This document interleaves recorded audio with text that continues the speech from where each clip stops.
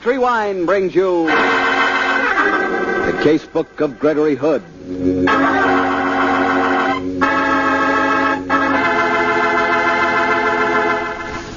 Tonight, the Petri family, the family that took time to bring you good wine, invite you to listen to the story of Gregory Hood, Suspect. Another exciting adventure from the Casebook of Gregory Hood. And as for me right now, I'd like to suggest a delicious new dessert. Peaches in Petri, California Muscatel wine. Just imagine juicy, golden sweet peaches flavored by the wine that goes with them perfectly. Petri Muscatel. Sounds good, doesn't it? But you'll never know just how good till the first bite. Absolutely delicious and easy to prepare, too. You just drain the juice from canned peaches, cook the syrup till slightly thickened, mix with twice the amount of Petri Muscatel, pour over the peaches, and chill for 2 hours. Just be sure you use Petri Muscatel, because you know that Petri Muscatel is really special. A sweet, clear, golden wine with a full, rich flavor. It's really good. Try it tomorrow night for dessert. Peaches and Petri Muscatel. You can serve Petri Muscatel proudly because those 5 letters P-E-T-R-I spell the proudest name in the long history of fine wine. Petri.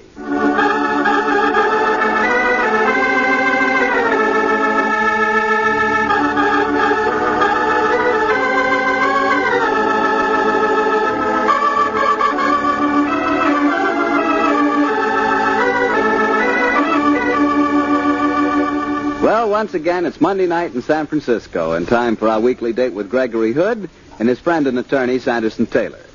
Tonight, Greg suggested we rendezvous at that gourmet's paradise, Emilio's on Powell Street. Let's join him there, shall we? Hello there, Harry. Evening, Greg. How are you, Mr. Taylor? Fine, thank you, Harry. Oh, we just ordered a couple of sherries, Harry. Shall I make it 3? Swell, Greg. I'd like one. I'll make that 3, Mario. Yes, Mr. Hood. Well, Greg, how's about tonight's story? From the hint you gave us last week, it sounded like quite a yarn. It was, Harry. Though if Greg had listened to me, he'd never been mixed up in the mess. If I listened to you, Sandy, I'd keep out of a lot of trouble, I'm sure, but I'd probably die of boredom. In any case, I always was a sucker for beauty and distress.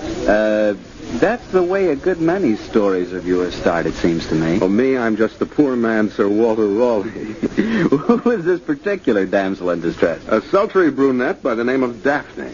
Daphne Bloggs. Oh, now we'll skip the blogs, Sandy. It strikes a discordant note.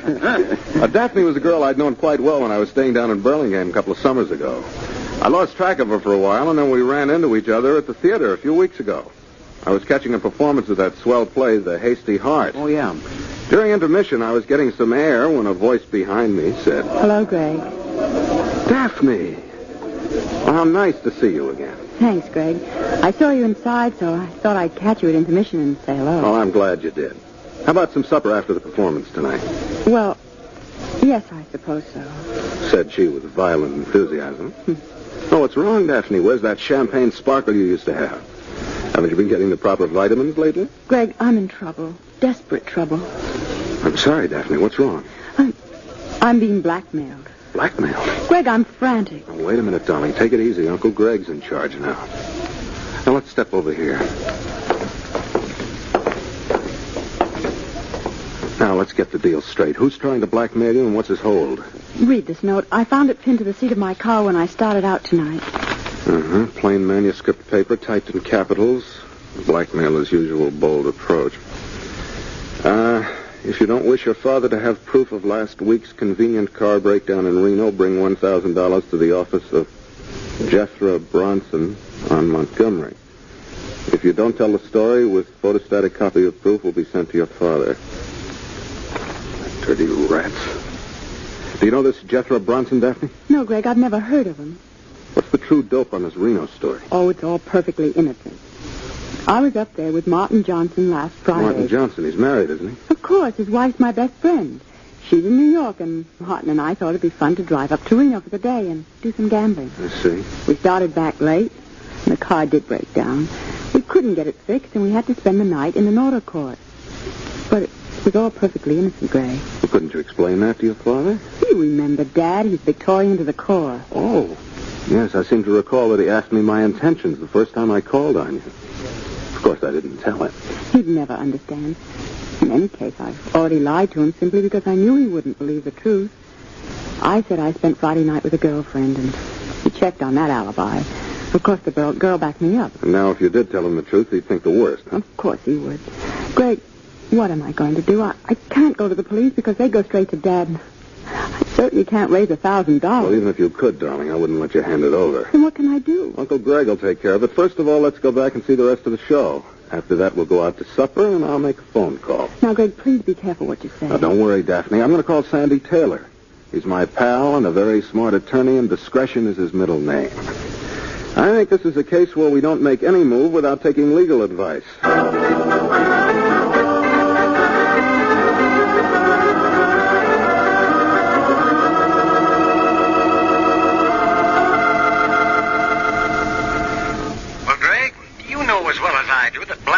Seldom stop at one payment. Sure, but I've no intention of letting her make any payment.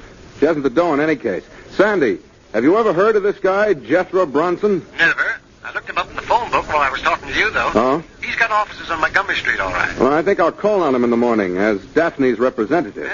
Better let me go, Greg. I can handle him. Oh, but you're so doggone ethical, Sandy. With a rodent like this, a clip on the jaw could do a lot more good than throwing 20 books of law at him. Now, Sandy, I think I'll call on Mr. Jethro Brunson. Well, okay, Greg, but watch your step. Blackmailers usually know all the answers. I'll watch it, Sandy. But don't be surprised if you hear a squeal for help from Montgomery Street in the morning. I have a feeling I may land myself in a whole mess of trouble.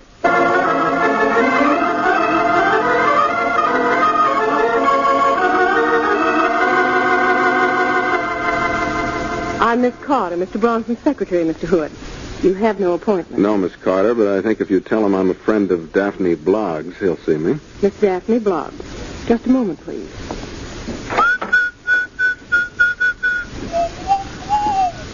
Mr. Bronson will see you, Mr. Hood. Oh, the name of Bloggs works miracles, doesn't it? Thank you, Miss Carter. You're welcome. Yeah, come and sit down, Mr. Hood. I'll walk around, thanks.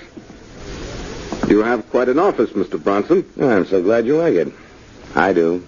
I was admiring the chaste simplicity of your lettering on the outer door. Jethro Brunson. Nothing more. Is more necessary? You might have added abandoned hope, all ye that enter here, or something equally appropriate. I don't think that I understand you, Mr. Hood. Sure, you're just a bewildered businessman who can't understand a new client. Hey, you have a swell view of the bay from here, as far as I can judge by peering through these dirty windows. You're due for a cleaning, Mr. Hood. And so is Daphne Bloggs. I presume you represent her. I do. You brought the money? Ah, the businessman is confused no longer. No, Bronson, I didn't bring the money. I thought first I'd like to see the evidence. You can see a photostatic copy of it. Here. Ah. Bronson, you'd have to get on a stepladder to pass the time of day with a louse, wouldn't you? Very funny, Mr. Hood. You own these auto courts, Bronson? Yes. It was a profitable investment. I'll bet, especially when you can fix up the registrations this way. You knew that Miss Bloggs' father was a rich man, I suppose? Mr. Hood, I assure you I know all that's necessary about the family. When do I get the money? I'll give you a check now. A check?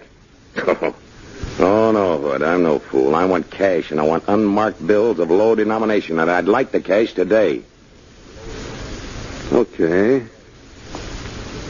I'll go over to the bank. Hood, I don't like the way you're fingering that paper knife of mine. Don't let its sharpness give you any stupid ideas. I have a revolver in this drawer, you know. Don't worry, Bronson. If I did anything to a rat like you, I wouldn't use a knife. I'd use... Yeah, why not? Keep away from me! Ah, that was a pleasure. Have a nice nap, Mr. Bronson. I'll be back in a flash with the cash.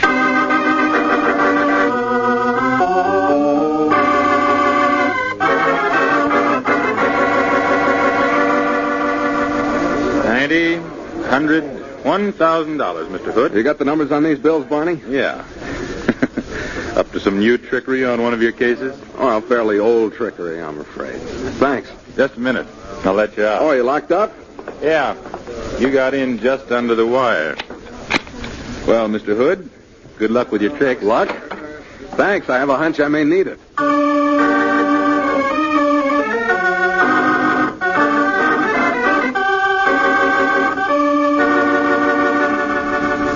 You wish to see Mr. Bronson again, Mr. Hood? I don't wish to, but I have to, Miss Carter. Senator Harrison is waiting to see him, too. Oh, well, I'll take my turn. How are you, Senator? I haven't seen you since that last get-together at the Bohemian Grove. Well, bless my soul, it's young Gregory Hood. How are you, my boy? Fine, thank you, sir. And what is the great politician doing here, may I ask? Or maybe I shouldn't.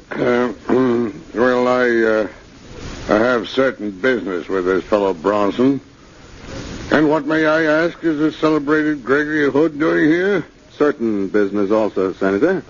Oh, Mr. Hood, I didn't realize you were the Gregory Hood. I'm flattered that you've heard of me, Miss Carter. Just the same, what's the chance of accelerating our interviews with Mr. Bronson? He is in, isn't he? Yes, he's talking on long distance. I'll see if he's through. Thank you. Hood, Yeah? you've had dealings with this man Bronson before? No, Senator. This is my first unhappy experience. Well, he's an unmitigated scoundrel, Hood. I've often thought that I... What the devil? What's wrong, Miss Carter? Oh, get the police! The police. Now, look here, young lady. What happened? It's Mr. Bronson. He's been murdered.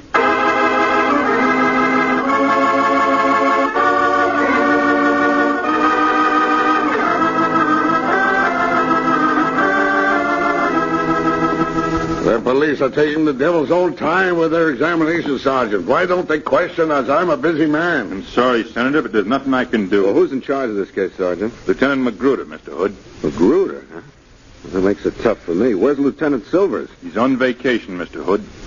Oh, then I am in trouble. Good thing I put in a call to Sandy Taylor. I may need a smart attorney. Okay, Miss Carter. Don't leave the office. Come in, Hood. But, Lieutenant, I'm a very busy man. Can't you take me first? No, Senator, you'll have to take your turn. Come on, Hood. Sit down. I find your old world charm irresistible. Thank you, Lieutenant. Hood, I've waited a long time to catch you out on a limb. Now I've done it. Why do you hate me so much, Magruder? Because you're an amateur dick who thinks he can make monkeys out of the police. We don't tell you how to run your business. Why do you make you submit yourself up with ours? I don't. Consciously, it mixes itself up with me. Is that a fact? Well, you're mixed up in this one, but good. Let me see your right hand. Oh, it's a little dirty, but there. No. Your knuckle skin. There's a bruise on the corpse's chin. You socked him, didn't you, Hood? Yes, Sherlock, I did. Why? Because I didn't like him. Why were you here? We know he was a blackmailer, though we could never pin anything on him. You have something on you? On me, no. Then you were stooging for somebody else. Who was it? I ain't talking, as they say, Magruder. You'll talk to the judge, Hood. Because I'm arresting you on suspicion of murder. Wow, that's very interesting. If you do that, Magruder, you'll end up with those tired arches of yours pounding a beat again. Skip the comedy, Hood. It won't get you off this spot. Oh, Craig. Sandy, I'm certainly glad to see you. I got here as fast as I could, Craig. Lieutenant Magruder, meet my attorney, Sanderson Taylor. You don't have to introduce us, Hood. Mr. Taylor and I know each other. Yes, what goes, Craig? The lieutenant's got a vacancy for me in death row, I think. Mr. Taylor, I'm just about to arrest your friend on suspicion of murdering Jethro Bronson. What? On what evidence? He admits that he slugged the dead man. That doesn't prove murder, Lieutenant. But this paper knife does. Bronson was stabbed with it. I powdered it for fingerprints. Your prints are on it, Hood. I had them checked. This fast? Uh-huh. I've been looking forward to this day ever since that fisherman's wharf business. Oh. You really do have it in for me, don't you, Lieutenant? Craig, did you handle this knife? Sure I did, but I didn't stab the guy with it. Can I look at those prints on the knife, Lieutenant? Yeah. But don't handle it. Don't worry, I won't mess up Exhibit A. I want to arrest him, Mr. Taylor. If you do, Lieutenant, I'll have him out on a writ before you can spell habeas corpus. Well, that should give us several hours' start. You're very funny, Mr. Hood. But you're not going to laugh your way out of this one. Hey, Magruder, even though you hate me, I'd like to save your badge and your arches. Come here. What you got? What is it, Craig? You're planning to book me on the evidence of these prints, Lieutenant? Sure. And I'd like to point out a small inconsistency. The faint old prints of Bronson's, I suppose. Yeah? And these two heavy new ones are mine? Sure they are. Fine. But there are only two prints. The thumbprint on the face of the handle, the forefinger print on the back. That's the way you hold a knife when you play with it, as I did, or when you open letters.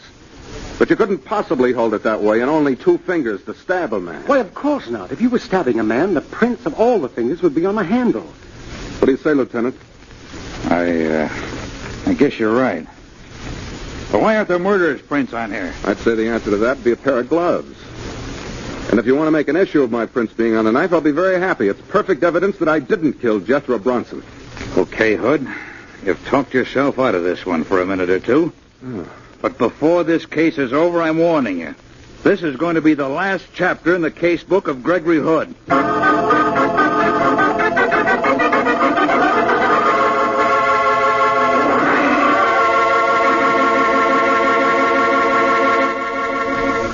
While Gregory Hood takes a brief time out from tonight's adventure, I'd like to remind you again about that swell Petri California Muscatel and peaches. Petri Muscatel goes mighty well with peaches in most any form, such as peach cake, peach cookies, and peach shortcake. Yes, the wonderful flavor of Petri Muscatel really does something to desserts made with peaches. There are plenty of luscious canned peaches in the markets now. You can always get Petri Muscatel at your store.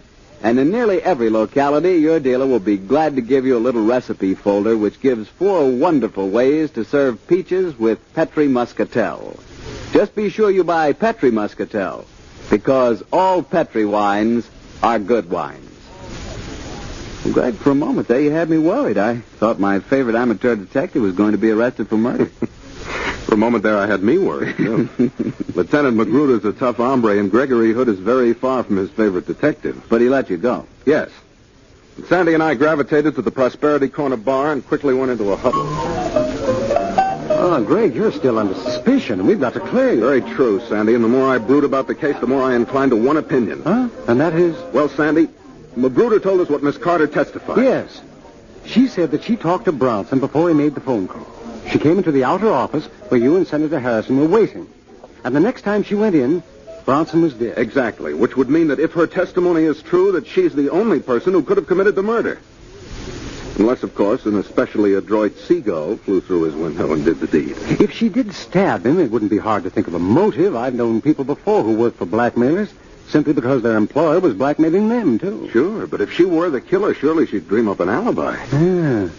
Maybe she saw you handling the knife and thought your fingerprints would pin the rap on you. Well, it's possible. Or it might have been Senator Harrison. It's pretty obvious that he wasn't there purely for a social call. Yes, Sandy, I can see the possibility of motive. It's the how of this killing that worries me. The dead man's office was on the 9th floor. The only exit was through his door. Miss Carter saw him alive, walked outside to where the senator and I were waiting. She goes back a few minutes later. He's dead. Yeah. Well, the evidence would certainly point towards the secretary. Say, Greg, how's about the girl Daphne Bloggs? She'd know as well as we do that Bronson's death would put her in the clear. That's a good murder motive in itself. Well, true, Sandy, but I repeat, how? Daphne's a very cunning girl, but she can't float through a window 9 stories high. No, that's true. Looks like a blank wall, Greg, but we've got to get around. Or over it. Well, Sandy, I think the next step is obvious. To go and see the secretary, Miss Carter. Right. Huh? I have her address. She lives on Russian Hill. But I'm worried. Huh? Why? I'm an ardent whodunit fan, and she's the obvious suspect. By all the rules, it can't be her. Oh, well, this is real life. Let's call on her and see what happens.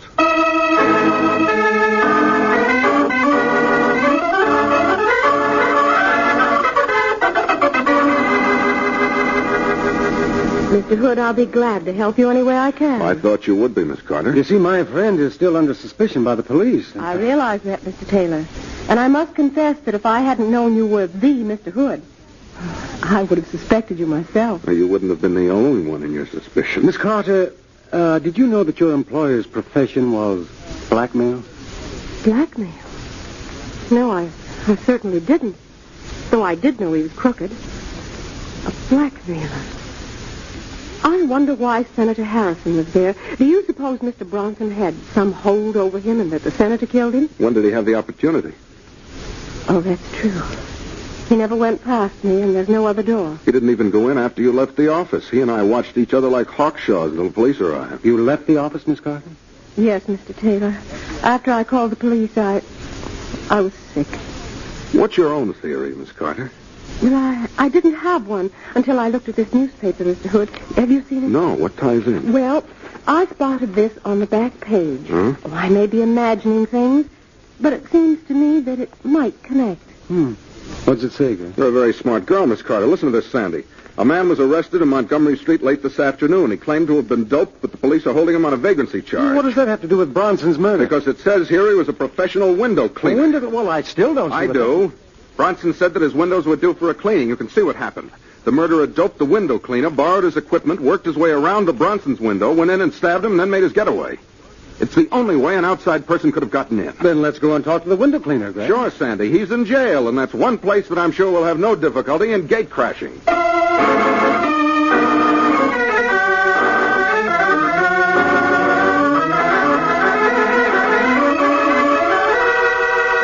That's the way it was, Mr. Hood. I was standing in the corridor just filling my pipe, and I smell something sweet. Next thing I know, I'm down in the basement. Must have taken me down the service elevator. Sounds like chloroform, Sandy. Yes. What time was this, Hank? Oh, I don't know. Middle of the afternoon, I guess. Well, don't you carry a watch? No. My profession, it's too risky. Might fall down and break the bejeepers out of it. Occupational hazard. Yeah. Have you any idea what time it was, Hank? No, but it was sometime in the afternoon because I could hear a radio in one of the offices, and they was giving the race results, and they're always at the same time in the afternoon. How much of it did you hear? The announcer was starting to give the results of the fourth race, just as he named the horse. It was Lady Best. I heard that, and next thing I knew, I was waking up downstairs. Track broadcast. Swell, Hank. Though you don't carry a watch, you've given me a dandy time check. Well, how do you mean, Greg? All I have to do is call the radio station. Hank was knocked out as the fourth race was announced. As soon as I know the time of that, I think we'll have the answer to murder.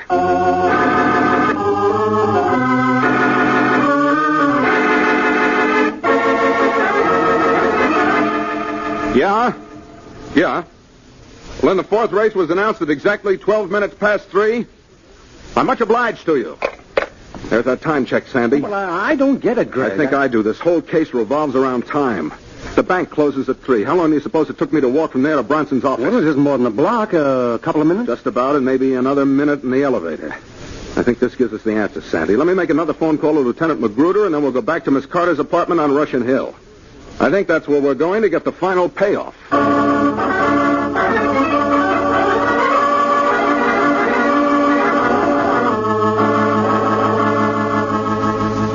Very nice of you to bring me a corsage, Mr. Hood. I think you deserved one, Miss Carter. If you hadn't spotted that item about the window cleaner, this case might still be unsolved. They've arrested the murderer? Magruder's got a warrant out. Who is it? Sandy's an attorney. Let him lay it on the line for you. Well, this whole case revolves around the matter of time. Very true, Sandy. Go on. The killer, after drugging the window cleaner, had to take his belt, crawl out, and work his way around to Bronson's window. Now, we know that the window cleaner wasn't drugged until 12 minutes past 3. You established that fact when you called the radio station. Exactly, Sandy. So, if the window cleaner wasn't drugged until 12 minutes past 3, the murder couldn't have been committed before 3:15. That's the logical deduction, Sandy. And it's also where the whole case blows up. What? How do you mean, Mr. Hood? Miss Carter, it's a problem in primary mathematics. I got to my bank at closing time. I was let out a few moments later. It took me 2 minutes to walk to the office building, say another minute in the elevator. I was in the office with you not more than a minute before you went in and found the corpse. Well, I still don't understand, Mr. Hood. Well, I'll go over it again, and you count on your fingers, Miss Carter. I left the bank at 1 minute past 3, 2 minutes to walk to the office, a minute in the elevator, and a minute in the outer office would add up to 4 or at the latest 5 minutes past 3. And at 5 minutes past 3, you went back in the office and he was dead. Yes, Greg, that's right. Uh-huh. But on the other hand, the window cleaner, who was to become our number one suspect, wasn't drugged until more than 5 minutes afterward. Afterwards? But why, Mr. Hood? Miss Carter, you make a pretty picture of innocence, but I don't know who you think you're fooling. What do you mean? The whole thing is obvious now. You killed Bronson. Then when the senator spoke to me, you realized I was the Mr. Hood, as you put it, so you knew it wasn't safe to frame me. So she dreamed up the idea of drugging the window cleaner and then drew the fact to your attention. Sure, Sandy. It was a neat idea, a very neat idea. If there hadn't been a cast iron time check on the whole deal. You're very quiet, Miss Carter. You said that Lieutenant Magruder had a warrant out. That was just to lead us into this conversation. Magruder wouldn't believe a word I say. But Lieutenant Silvers will be back soon. He'll believe me. You'll never talk to him. And your friend Ivor. Put that revolver away, Miss Carter. Surely one murder a day is enough. 1 or 3, it doesn't make much difference, Mr. Taylor. Why did you kill Bronson? He was blackmailing me, too. What hold did he have on you? While my husband was overseas. I wasn't playing square. Oh, and Bronson found out, huh? Yes, and I only learned about it yesterday. So you stabbed him and then dreamed up the window cleaner gag. Yes. I knew that the windows were due to be cleaned today, and I suddenly saw how I could establish a perfect cover-up. It was a perfect cover-up, Miss Carter, if it weren't for the fact that we can establish the time element. Wait a minute, let me get this straight. You went into Bronson's office after I left. You found him where I knocked him out cold. You stabbed him. Then after you called the police, when you said you were sick, you left the office and drugged the window cleaner, took him down in the service elevator, and hoped we'd fall for the idea that the murder had been committed by someone coming in through the window. That right? Yes, that's what I'd hoped. It's a pity you had to be so smart. I really don't want to shoot you, but I must. Miss Carter? It's the only way. Magruder! Gun, Miss Carter. Thank you. I'll take care of that gun.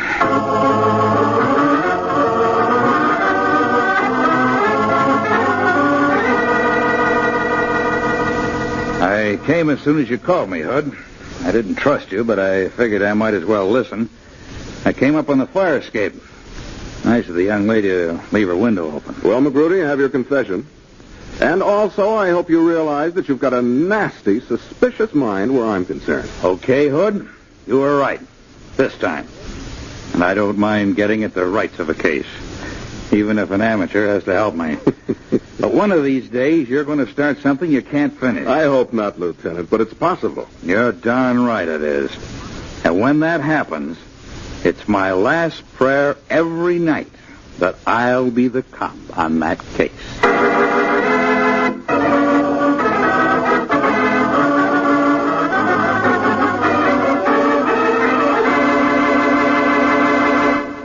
What a story. What a story. But say, Greg. Yes, Harry. I'm more convinced than ever that Magruder just doesn't like you. Why, that couldn't be. Oh, no? Why, he's very solicitous about my health. Seems determined that someday I'm going to take a long rest at San Quentin. Possible. Magruder doesn't think so. No, I mean impossible, because then who'd toss me those wonderful cues to give out about Petri wine? Well, fella, you tossed yourself that one. But carry on. You bet, Greg. Especially today, because there's something new about Petri. You know, the Petri family has been making fine wines for generations now. It's a heritage passed down from father to son, from father to son.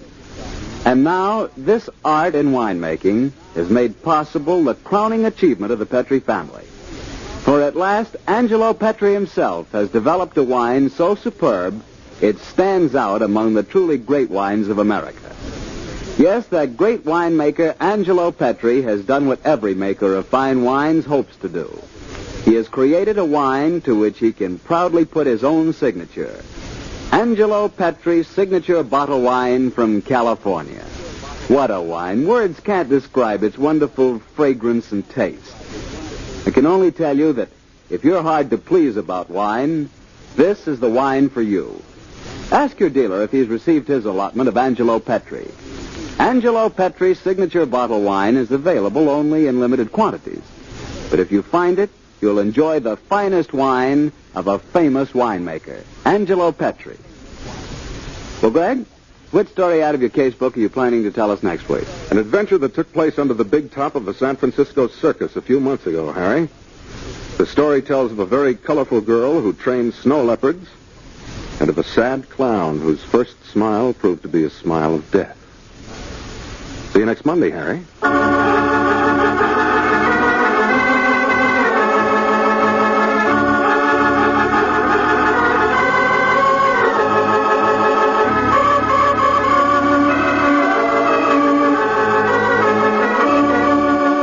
The Casebook of Gregory Hood is written by Dennis Green and Anthony Boucher.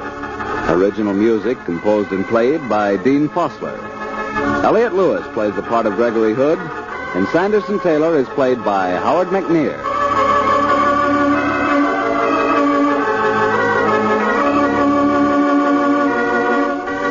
The Petri Wine Company of San Francisco, California, invites you to tune in again next week, same time, same station. The Casebook of Gregory Hood comes to you from our Hollywood studio.